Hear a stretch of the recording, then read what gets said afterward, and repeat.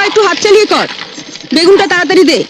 তোর মেজ দাবা ডালের সঙ্গে বেগুন ভাজা না পেলে মুখে ভাতই তুলতে চায় না। আজ তুই এসেছিস দেরি করে, জানিস তো সকালে সবাই স্কুলে যাবে, অফিসে যাবে। ডালটাও তো এখনো সাদলাসনি। আর একটা গ্যাস জ্বালা।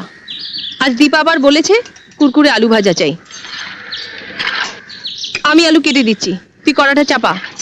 চাপা দি, ওর জন্য একটা মাছ ভাজা তুলে রেখেছ তো? না বাপু, ভুলে গেছি। বড় বৌদিও আজ আমাকে মনে করিয়ে দেয়নি। সব আমি ঝুলে দিয়ে দিয়েছি। অত তাড়া দিলে কি সব মনে থাকে?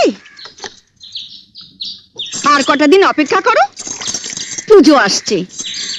মা দুর্গার কাছ থেকে 8টা হাত আমি ধার চেয়ে নেব।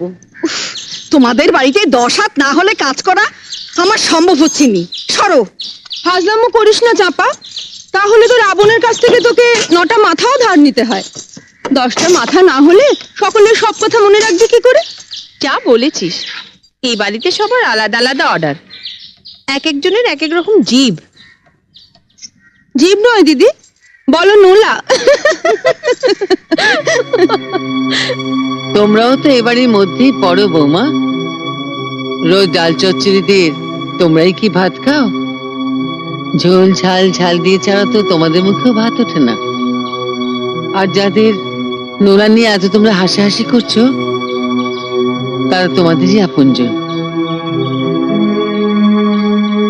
জয়া মা, তুমি আর দাঁড়িয়ে থেকো না, চঞ্চলের ভাতটা বেড়ে নাও। আজ না হয় চঞ্চলকে আমি বলে দেবো মাছের ঝোল দিয়ে ভাত খেয়ে নিতে। যাও।